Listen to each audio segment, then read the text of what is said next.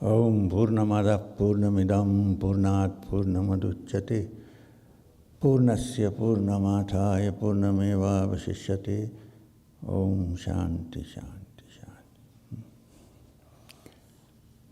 Where were we yesterday?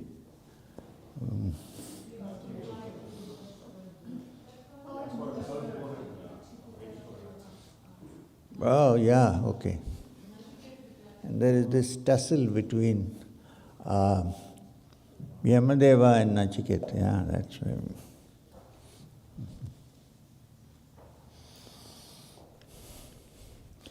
I was going to skip and do something else.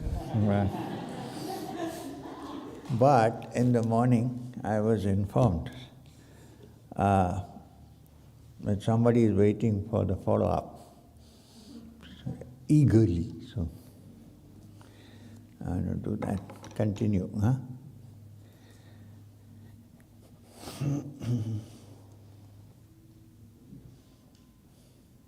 Yes. So, it's cold outside.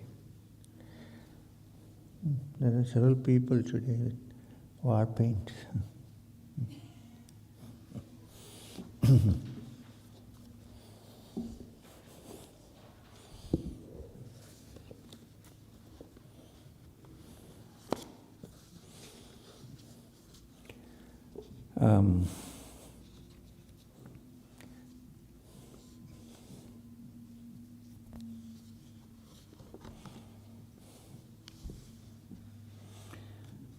So last when we met yesterday, Yama said to Nachiketas, 2 sons and grandsons that shall live 100 years, cattle in plenty, elephants, gold and horses. Choose vast expanses of land and life for thyself, as many years as you would want to live, which means either here or in heaven, as promised in the second boon.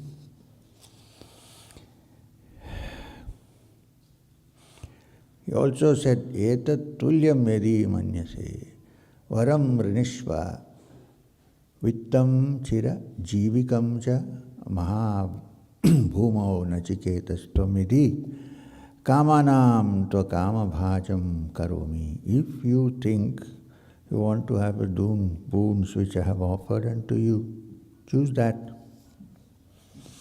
Also choose wealth and long life, O Nachiketas. Prosper on this vast earth. I will make thee the enjoyer of all thy desires. I will make you a trillionaire. But Nachiketas, you'll see what Nachiketas said. Oh, he didn't stop there. He didn't let go of Nachiketas. He again said, Ye ye kama durlabha mritya loke sarvan kamam chandata prarthyasva ima ramaha sharathaha saturyana hidrisha lambhaniya manushyai abhirmat pattabhi Parijarasya sva nachiketo maranam manuprakashi. Whatever desires are hard to attain in this world of mortals. We all know what all. There are many desires hard to attain in the world of mortals, etc. Ask for all those desires at thy will. Here are noble maidens with chariots and musical instruments. The like of them cannot be won by men. Be served by these whom I give to thee. He said, I will give you an entire harem. O Nachiketas, pray, ask me not about this question.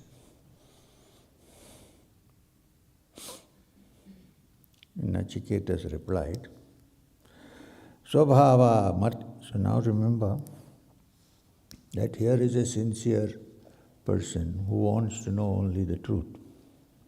Whatever attractions are offered to him, he is not interested in.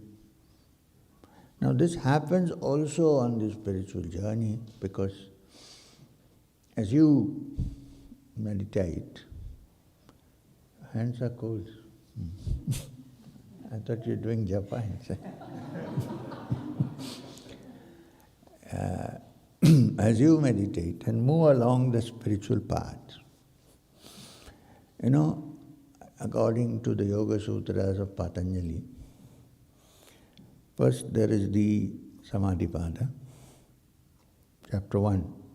Section 2 is Sādhana Pāda, practice. Now, last is Kaivalya. In between, there is one section called Vibhūti Pāda. Vibhūti Pāda means the yogi who has understood the first part, practiced the second part, and is moving on to Kaivalya. In the middle, he faces some other very attractive but things which can prevent him from moving forward. This is the Vibhūti Pāda. All the siddhis, garima, mahima, prapti, everything comes into that Vibhūti Pāda. Some of them Patanjali himself admits can be also attained through aushadha, through narcotics, through drugs. So, if one doesn't fall into that, and then one goes to Kaivalya. What are the siddhis? You can gain what you want. You get what you ask for. You can become light or you can become heavy. You can get into the smallest of things. We want to look at the atomic structure of an element. According to Vibhūti Pāda, a yogi developed to that extent can go inside and look and come back. Whatever he desires will become his. This is the Vibhūti Pāda. What? That Nachiketa is a sincere sadhaka, a sincere seeker, there is no question. Without that, he would have already budged. Right? Would not want to live in a golden palace with the harem and the beautiful music and the whole stuff, elephants. But he has already decided no. It is the same case with the yogi, who when he reaches the stage where vibhutis take place, he escapes from that. Some people get caught onto that. What happens? You get all the world. You also get thousands of disciples and followers. Because most people, who wants to attain Kaivalya? And then they sink. They don't move forward. It's like I'm on my way to Varanasi and the train stops at a small station. I get off and I go to one of those shops and I'm looking very attractive things. I'm so absorbed and the train is gone. Now I have to wait for the next train, which is the next birth. This is a similar state. Because there are no dearth of attractions available, not only in this world, but also in the other. The vibhutis. And in fact, many people practice sadhana only to attain the vibhutis, nothing else. The other day somebody came here and this is the second time, doing pranam, so very confidentially he asked me, can you give me the mantra to increase my wealth? Well, it's not uncommon, please. I'm not setting him aside. It's quite normal, it's quite common. But what we are looking for, what Nachiketa is looking for is something else. is looking for eternal freedom, not looking for getting stuck anywhere, no matter how nice it appears and how... This is why, if you read the life of many of the great spiritual beings, Buddha, for instance, the last before he attained nirvana, Mara came and danced before him. And Buddha did not fall for it. He moved forward toward nirvana. In another case, somebody was on the verge of reaching where is to be reached spiritually, when somebody came to pull him back to earth. And he said, "Get thee behind me, Satan," and moved forward.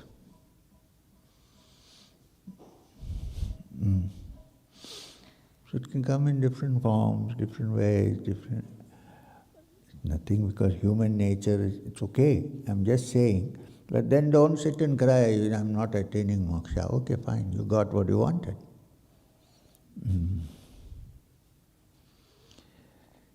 Now the golden lining in this, the silver lining in this, is that if you touch that, and whatever you need will be added on to you. But everybody wants this first and you miss the bus.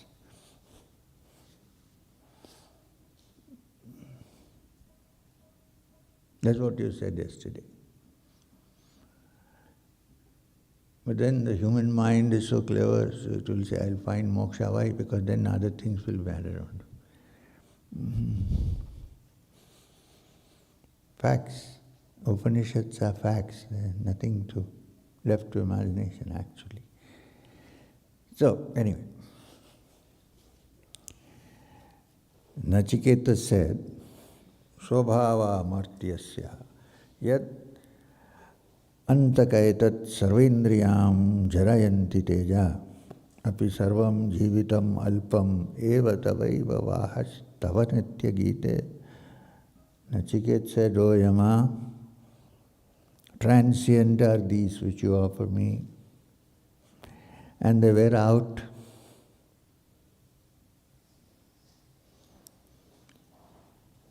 You may think that there is one emotion in life which is the most enjoyable. True, but as one ages, what happens? Doesn't work. So what happens? You look at all the Google ads, how to gain more vigor, how to gain more strength. I knew a good friend of mine who loved to go to all these holy places.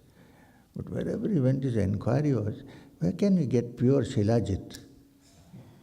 You know, Shilajit is an aphrodisiac. So, Nachiketa says, transient are these and they wear out. O Yama, the vigor of all the senses of human beings wear out. Nachiketa said, not me. All life, and also life is so brief. It appears here today and then it is gone. It's so brief. So, I have a solution. Keep your chariots with you. Keep your dancing maids with you. Keep all your song and dance with you. I don't want it. Teach me that which I seek.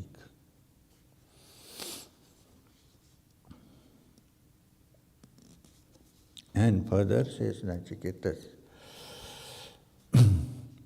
Na vitte na darpaniyo manusya. Man is not contented with wealth.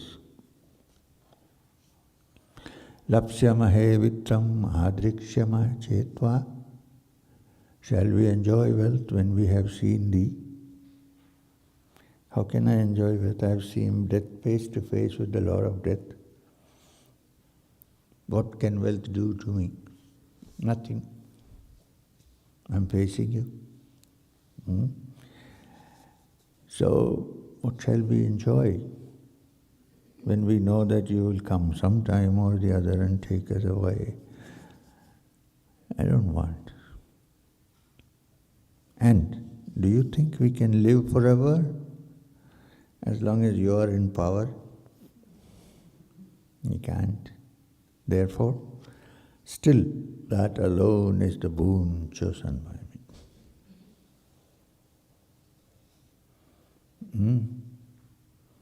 He said, Parastume varaniyaha sayeva. That is the only var I want from you.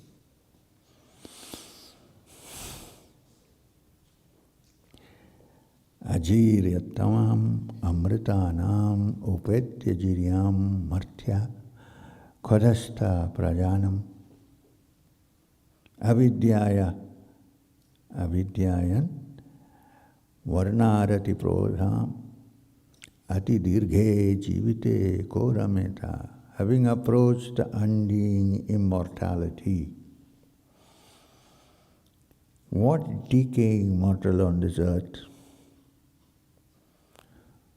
How stupid is he who meditates on the pleasures of beauty and love and delight in life forever?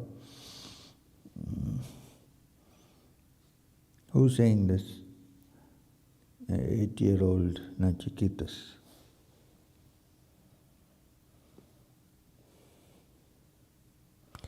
Yasmin idam vichiksanti mrityo yat samparaye mahati bruhi nastat yoyam varo gudham anupravisto nanyam tasman Nachiketa vrinete. Tell us about that which they doubt. O death, is there something that exists after the body passes away? This boon which penetrates the mystery, no other than does Nachiketa choose. Says Nachiketa. I, Nachiketa, want only that, nothing else. So don't try all these things with me. Now, it's an interesting angle to this. Some people listening to the Upanishads and all these discussions of death and Nachiketa, a lot of death, and also the difficult practices of yoga and so on, think, all this is not for me. It's easy to have bhakti, so let me do that. And how is it easy to have? All I need is to sing and dance, that's all. Then come home and do what I want. That is not why bhakti is called the easiest path.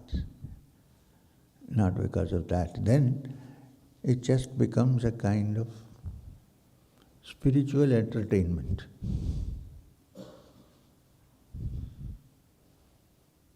Why are you singing and dance? Okay, nice. Singing the name of the Lord, very good. But really, is that bhakti or is there something else? Now, I'm going to tell you a story. They say, it's a story, but many things are presented in stories, can be grasped faster than talking, giving you PhD theses.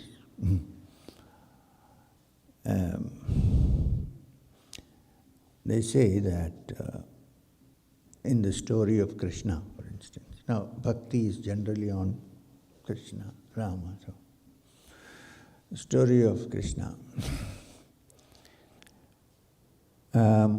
Krishna, after the Kurukshetra war, decides to go away to Dwaraka, right?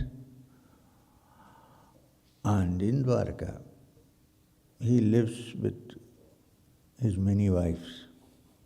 Now please, don't conclude from this that you can live with many wives. If you can do what Krishna did, then you can. Appear simultaneously in all places at the same time. No. Anyway, or take the Govardhan in your little finger. Anyway, that's beside the point here. So, he goes up to Dwaraka. And but then people always find what is convenient for them. A story of a man who taught the Bhagavat to his nephew because he was a terrible fellow. He thought he's spoiling his life. He's a terrible fellow, becoming a criminal, so let me teach him the Bhagavat. So he did the entire Bhagavata Saptaha for him. At the end of it, he picked up a knife and started chasing the uncle. He said, "What are you doing?" He said, "This is what Krishna did. He killed Kamsa. He was his uncle."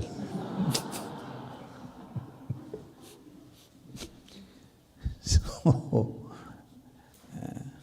he said, "I'm doing it out of bhakti. What do you think?" So anyway, so he's in Dwaraka.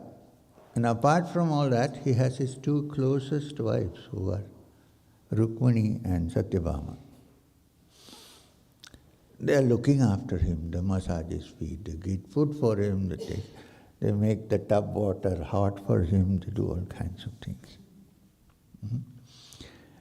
And yet they find that in the night, he's calling the Gopikas in his dreams by their names. Sometimes Radha, sometimes different Gopikas. So they got disgusted. What is this guy? We are looking after him. He still hasn't forgotten those stupid cowherd girls in Vrindavan. Still thinking of Gopikas. So,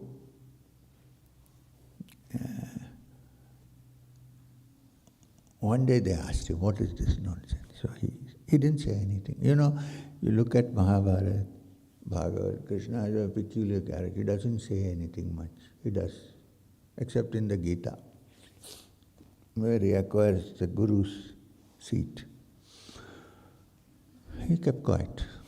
Then suddenly he said, "I have a terrible stomach pain." He said, "So what to do?" He said, "I can't even get up, my tummy is paining, I'm gone, I'm dead," and this and that. They invited all the Vaidyas, the doctors to come. They all examined him and declared that, see what has happened from Upanishad, we have gone to the Bhagavad.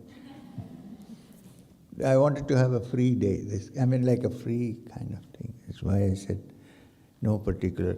But Naresh was saying mysterious Upanishad. I said no. I'll decide. Oh, then, what was that? The bad stomach ache. So many Vaidyas, doctors came, examined. Nothing, no medicine is working. Then, you know who appears at that time in such circumstances? Somebody, they heard Narayana, and somebody came with a veena up from the sky. Aerial travel. And then he said, hey, what happened? He said, "Come here." So Krishna whispered something to him. He said, "Tell them." So he said, "I have found a cure for this." What is that? Very simple, no need of a doctor.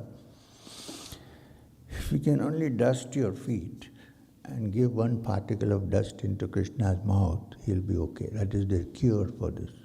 Divine cure, I have already got it. They said, "What? Put a little dust of my feet into Krishna's mouth, is this going to work? I'm not going to do this." Rukmani said, "Oh God, I cannot do this." Satyabhama said, "Impossible, how? This is the Lord, how can..." So Krishna said, still mourning. Narada said, "Okay, I'll find out. I'll come back." So he took the veena and again said, "Narayana, Narayana." Luckily there was no divorce. And he went off. So Narada is famous for that. He lands, creates a problem, then it is solved. So he left. He went straight to Vrindavan. These Gopikas, they have not seen this Krishna for years. They were going about their work. So Narada came. Narayana, they all came running. So Narada said, "Now they are going to ask me about Krishna." They came and said, "You know that I said, no, we don't want to hear anything about that stupid fellow. He left and he not even sent us a telegraph, not telegraph, whatever. No phone calls, no cell calls, no texts. What is this? We don't want to hear about him. When Narada said, okay. We said, no, wait a minute. So what is he doing there? He said, well, he's there with his wife. And is he looked after well? Yeah, he's looked after well, but he has a terrible stomachache. Nothing seems to work, no way. There is a solution, nobody is ready to do it. He said, what is the solution? Can you tell us? Because we are here to help. He said they need somebody's dust from somebody's feet to be put into his mouth. If this happens, he will be okay, but who will do that? You'll go to hell many times putting the dust of your feet into the Lord's mouth. Gopikas said, are there stupid people living in Dwaraka? Why? They went to one side and did. In 15 minutes, Narada had a bag full of dust from his feet. He slung it on his back and went there, got down in Dwaraka and said, Narayana, Narayana. So Krishna is looking from there, and the wives are wondering what's happening. So he went, he said, hey, I got half a sack of...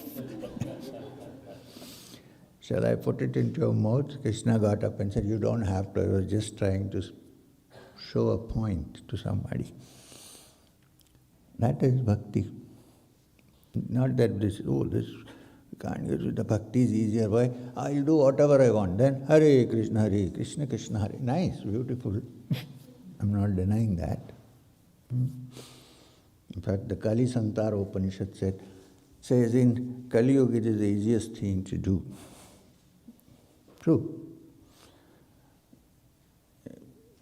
I understand. But when you say true, this is easier than that. Not so easy, it's difficult. Okay. Can I tell you another story? It illustrates the point. Otherwise I won't.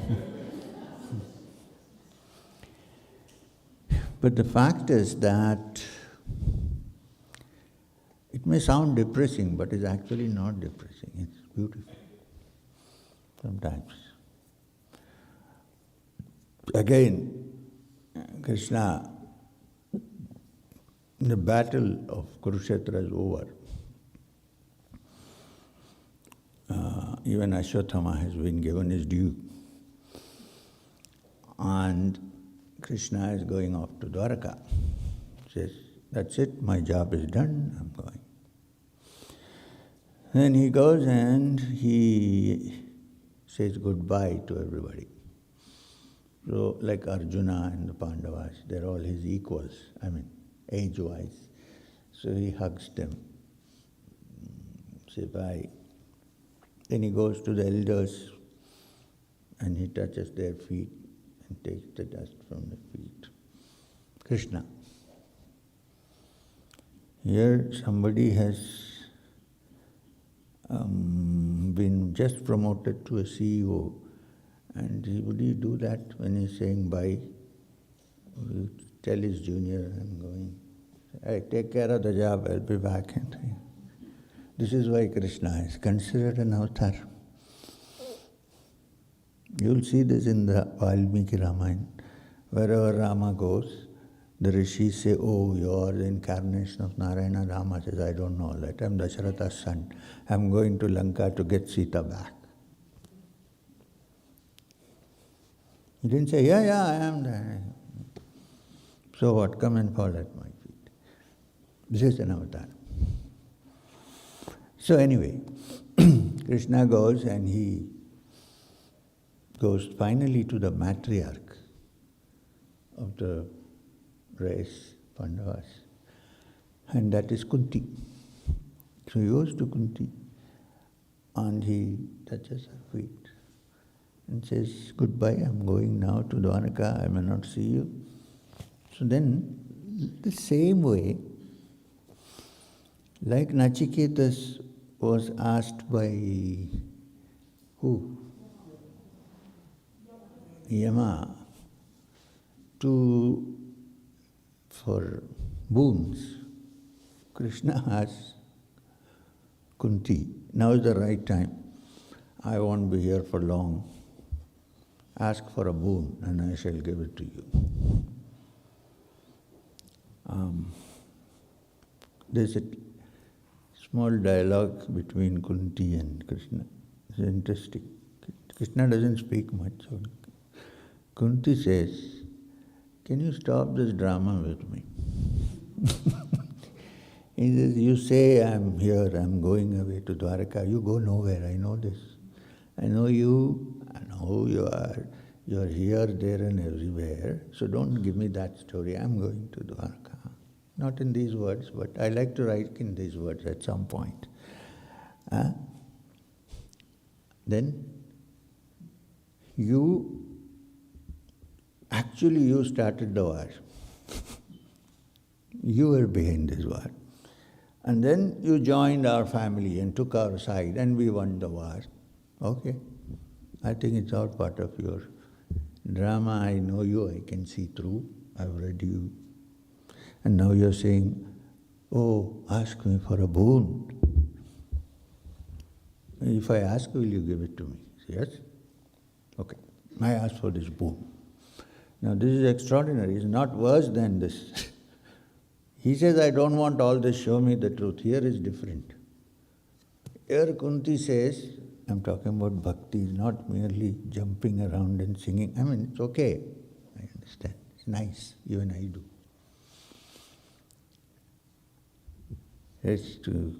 Kunti says to Krishna, here is the boon I want. Bring all the sorrows of the world on my head. Krishna is not surprised, but everybody else is surprised. What is she asking? Because if he says yes, he got it. She says yes because human beings think of God, think of you only when they are in trouble and in pain and in worry. Otherwise, who wants to think of you? Nobody thinks of you. Dukh mein sumiran sab kare, sukh mein kare na koi. Guru Nanak. So, then all the sorrows of the world will come on me one by one. And whenever they come, I'll call you for help. So I'll be constantly remembering you. With each sorrow comes a remembrance of you. And I know for sure that when I call you, you'll appear before me. So every blessed minute of my life, I'll be seeing you because I'll call and you'll come. That's what I want. I don't want anything else. Give me sorrow. Krishna hesitates for a while before saying, Tathastu, so be it. So don't think that any shortcuts, everything is hard, difficult. You could work yourself into a frenzy with bhakti, good positive frenzy, but then next minute it falls down, patak, down on the floor. So you won't be able. Sometimes when you fall from a big height, it's not so difficult to get up because one or two bones might have got crushed. So on this positive note, or is it negative note, we'll continue. Because the message is clear coming up. How to attain that which never ends.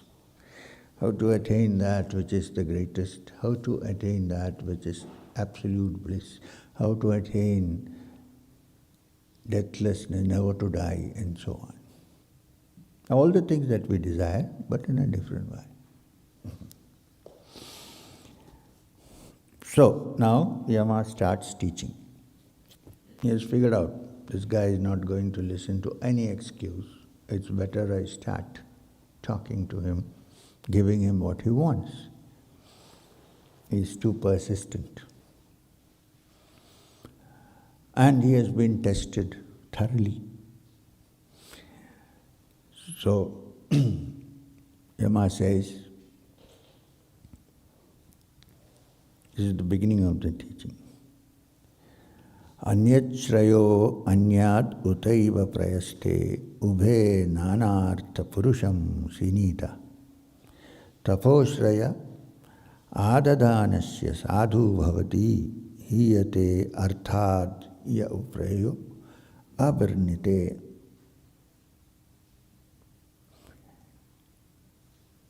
There are two things, says Yama, to begin the teaching. One is the good. And different is the good from that which is pleasant. These two with different purposes bind a human being.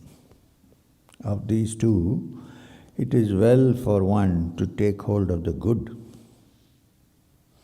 But the one who chooses the pleasant fails in his aim. Now has begun the teaching. The great Lord of Death, Yama, says to Nachiketas, in this world as you live, you will see two things which come to you. One is the good, the other is the pleasant. He doesn't say it, but the pleasant need not always be good. Maybe sometimes, but need not always be good. So what is the best way to choose? Choose the good, not the pleasant, even if the good is not so pleasant or unpleasant. But in this world where we are taught to put up artificial pleasantness everywhere, we have come to a stage where we have to mind our language. We can't call somebody a fool. We have to say, that's not so intelligent.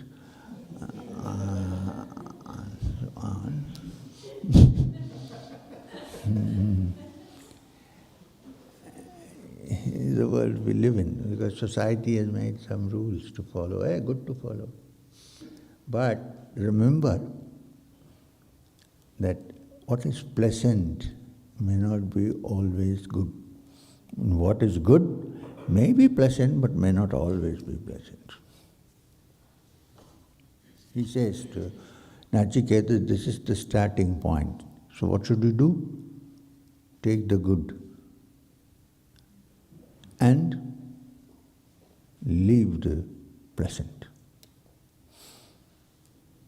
Why? Only if the pleasant is not also good. If something is pleasant and good, then it's okay. When you say, what do you mean by good? Good simply means that which takes you on to your search, takes you on to the truth. And that which may be not so pleasant to you, but may be good for others too, this is good. So choose the good and not the pleasant.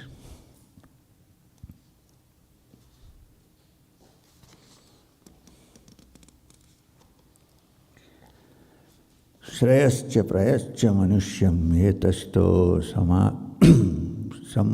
samparitya vivinakti dhira śreyo hi dhiro abhiprayaso vrinite prayo mando yogacchemad vrinite. Both the good and the pleasant approach a human being.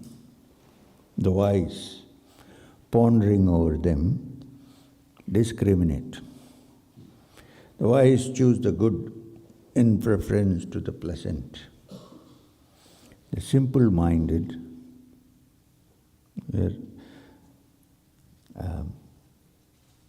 Yama is adopting the principles of society. Instead of saying fools, he says, the simple-minded. For the sake of worldly well-being, prefer the pleasant.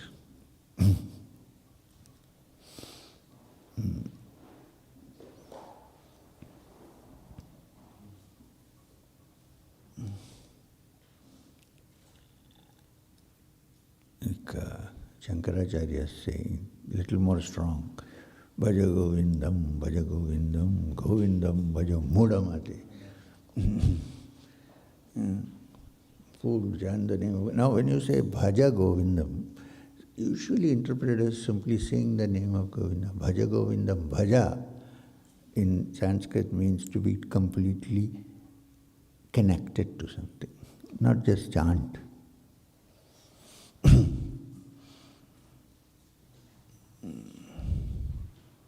Samprapte sannihite kale. The time of going is near you all the time. Nahi nahi rakshati dukrina karane. Grammatical constructions are not going to help. Move closer.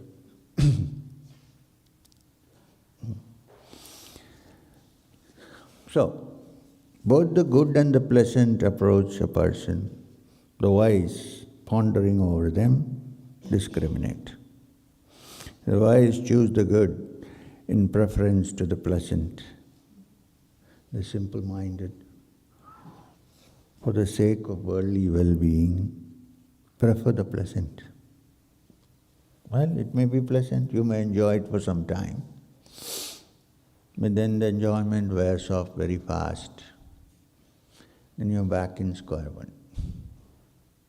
Why? If you choose the good, it takes you on the path. And finally you touch something which you will not regret ever.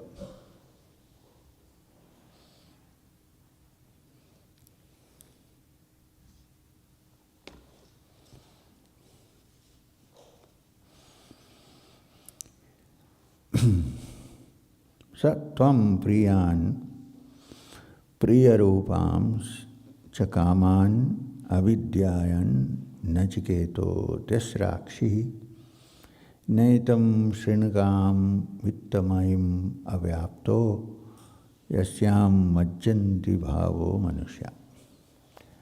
You, Nachiketas, have rejected, after examining, the desires that are pleasant and seem to be pleasing. You have not taken to the way of wealth which was offered to you. Where many mortals sink, you didn't. You said, no, I don't want all this. I want only that. I want to know if there is something in me that is never born and therefore can never die, because anything that is born is going to die. I'm looking for that immortal element in me. Teach me about it. That's what he said to him. So he says, you have chosen the truth, as opposed to choosing all the offerings which I gave you, which most people lap up and sink to ruin.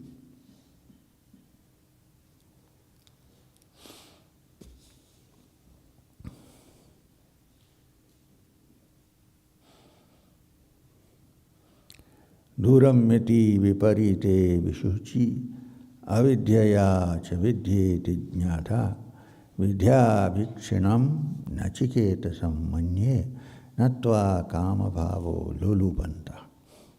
Widely apart and leading to divergent ends are these: ignorance and wisdom.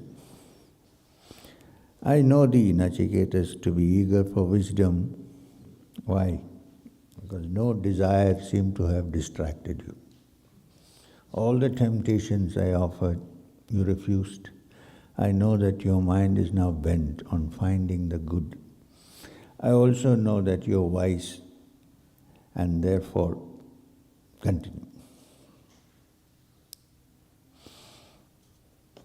Then comes that which we discussed yesterday.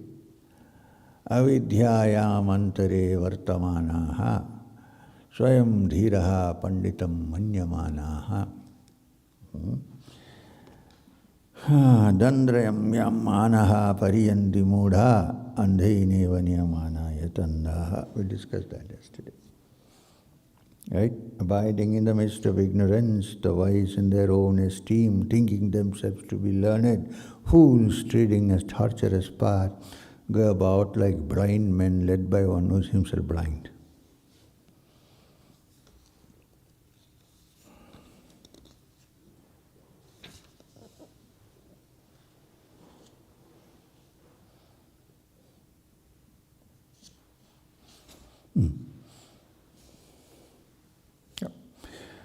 Na samparaya pratibhati balam pramadyantam vittamohena mudham ayam loko nasti para iti mani punah punarvasham apadyate me. The wise, what lies beyond shines not to the simple-minded, careless and deluded by the glamour of all that they see in this world, thinking this world exists and there is no other. They fall again and again into my power. I am happy because they fall into my power, because this is the only thing they think of.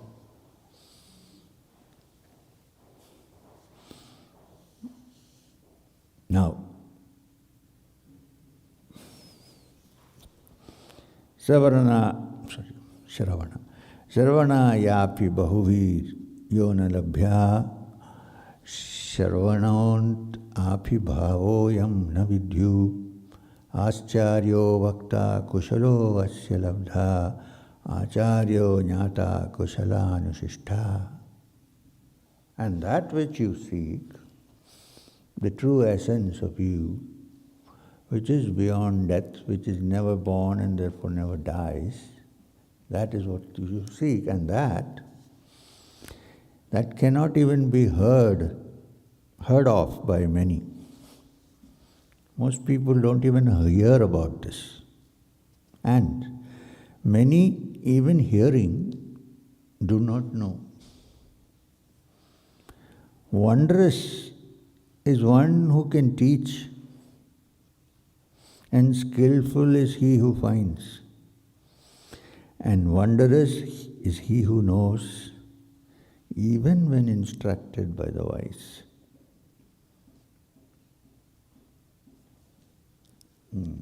So he says, look, this thing you are asking about cannot be heard of normally. Nobody discusses it normally. Also, it's not an object which can be heard through your ears, through your senses. That's also another meaning for this. And even while if hearing, most people do not understand. They hear. It's a difference between hearing and listening. You can hear. Listening is a different thing altogether. You hear many things, they go off in 2 minutes. So even hearing, many do not understand. So therefore he says, indeed, it's a wonder that even when the wise who understand speak, and how skillfully they present it, it's a wonder that people still understand what is being said. Which is true, right? After saying this, I am wondering whether I understood what I said. Then what about others listening?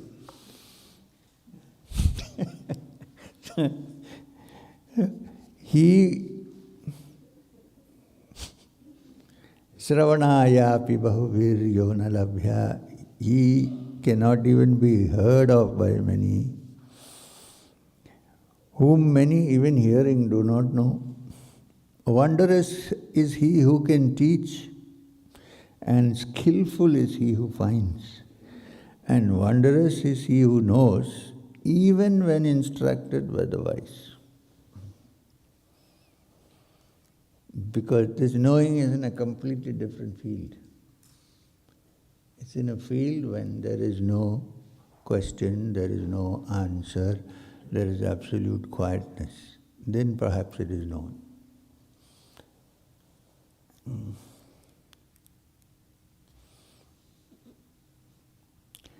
Now, so if you're trying hard and you're not able to grasp what is being said, the fault does not lie in you.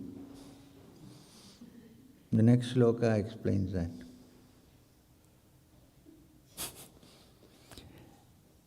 Na narena varana prokta esha suvijñayo bahudha chintamana ananya prokte gatiratra nasti yaniyan hi antarkhyam anupramanat. You know why you don't understand? Taught by an inferior man, he cannot be truly understood. So if you say you don't understand, the blame is with me. Taught by an inferior man, nanarena avarana proktaha, he cannot be truly understood. As he is thought of in many ways. Unless taught by one who knows him as himself. Now don't jump to the conclusion. Unless taught by one who knows him as himself, you would immediately say that means, oh, he knows that he is the Supreme Brahman, self-realized, the word that is bandied about a lot, and so on. Somebody suddenly, are you self-realized? I'm quite shocked, I don't know what to say. So, unless taught by one who knows him as himself, in simple Sanskrit it means, unless this person completely knows himself and knows where he stands and what he truly is, not imagining that he is the Brahman, then perhaps there is a chance that the listener might find out, because then you are in touch with the listener's mind, because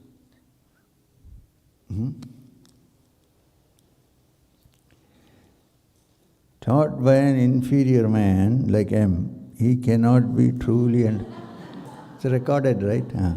Cannot be truly understood as he is thought of in many ways. Different people have different ideas. Unless taught by one who knows him as himself, who has studied himself properly and knows where he stands, and therefore knows how the human mind works,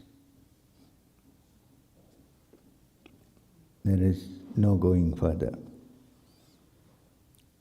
Why? Because it is inconceivable and subtler than the subtlest. It's like anupramanat, it's so small, so difficult to figure out.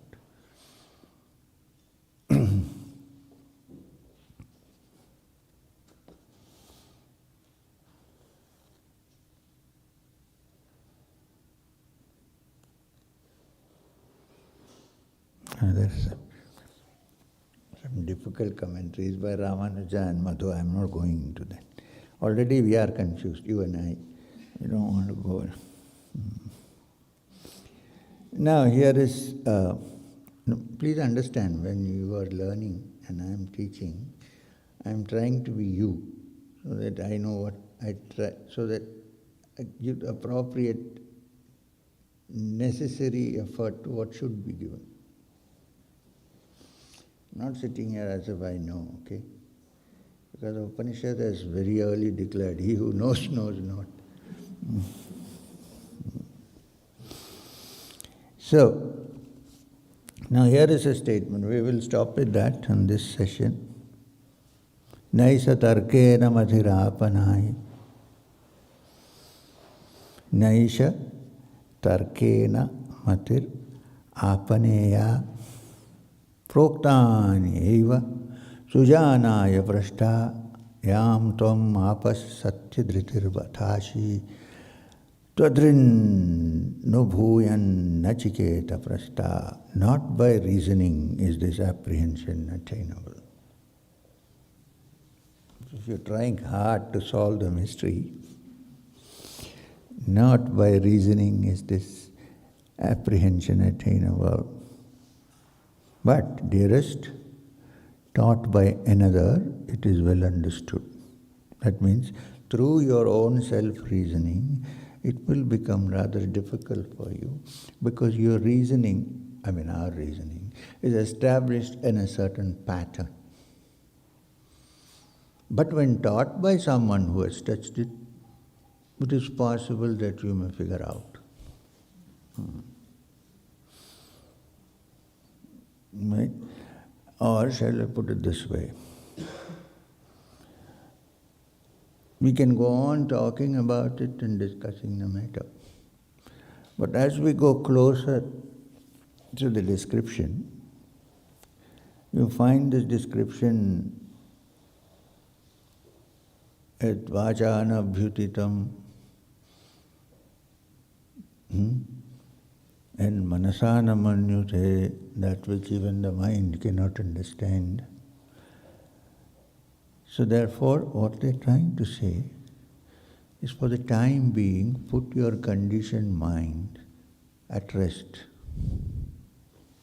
When this happens, when someone, suppose, has touched it and is talking about it, it immediately finds it started.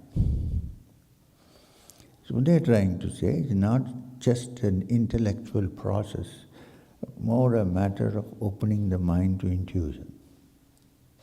Now please don't get into this. Some people say, early morning I get 10 intuitions.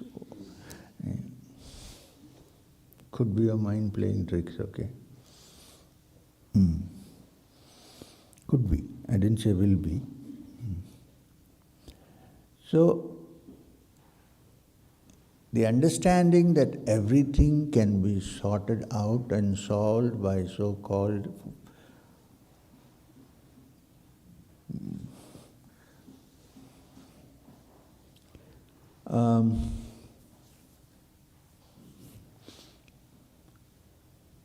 break-proof reasoning doesn't help here. When reasoning is, nobody said not to live reasonably, okay? But when you understand the fact that it is beyond the ordinary mind's thinking capacity to grasp it, and then it returns quietly and says, okay, this is not working, let me sit quiet, then perhaps in that quietness it is understood. So they are trying hard to say. Otherwise, I can always build an image of having known it and say, I have known it. Just saying, don't build any such images. Let it be. Let go. Perhaps when the mind understands that ordinary reasoning is not able to touch it, then what happens to that mind? It recedes, goes back, keeps quiet. And when it keeps quiet, when there is a state of almost effortlessness, which is not sleep, and in that effortlessness, it reveals itself. This effortlessness can happen even while you're studying, listening, walking, sitting down. It can also happen in a state of intense emotion when nothing else remains except that.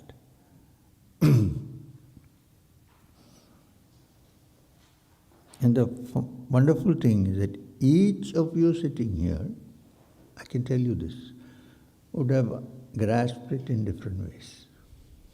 Not in the same way, which is wonderful. The whole problem is when we try to reduce everything to a formula. And everybody should think like me. No, why?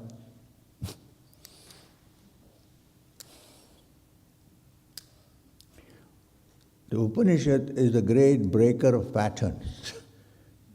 It breaks all patterns and leaves you lost somewhere with no support, and then you find that is the best thing possible.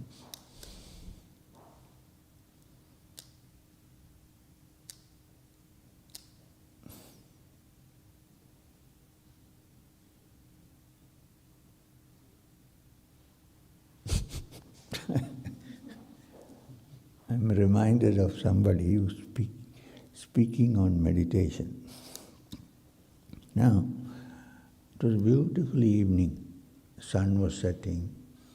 And there was one single crow flying, I know, not even a nice bird, a crow was flying. Everything was quiet. It was supposed to be something on meditation, but this man was demolishing all ideas you have about meditation. This is not meditation. This is not meditation. Giving reasons why it is not. And then at the end there was nothing to demolish, so everybody was quietly wondering, now what to do? And nobody said anything. Everybody sat quietly. Believe me, there was meditation.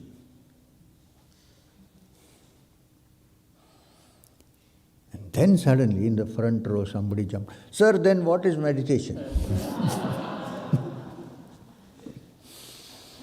I still remember the reaction. My God, what a generation.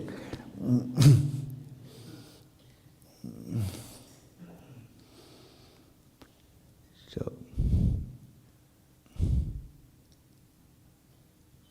I'm talking about somebody else. I didn't say what a generation. So, there we are. We'll come back and take it up.